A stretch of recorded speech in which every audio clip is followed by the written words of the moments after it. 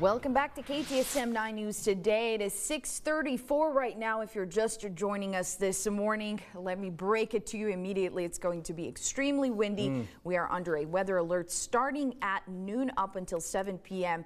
Very strong gusts up to 65 miles per hour with sustained winds of up to 40.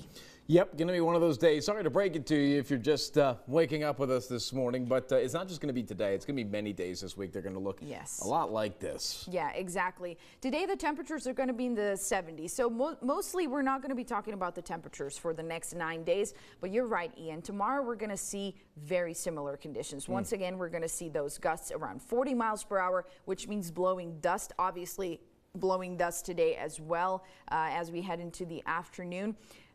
Great news, Wednesday, we take a little bit of a break. Reprieve, thank goodness. Yes, 71 degrees. Wednesday's going to be nice, but then Thursday and Friday, once again, we see the return of those strong winds, even dropping down to the 60s on Friday. But the weekend for now is looking good. Yeah. So let's hope it stays that way. Maybe a little bit of a chilly start to the weekend on Saturday, and overnight down into the 30s maybe to start the weekend as well. Overnights will definitely cool down. So very interesting stuff there. Windy weather to come, especially today. Again, that weather alert starting today at KTSM 9 News at noon. We'll have the latest for you then.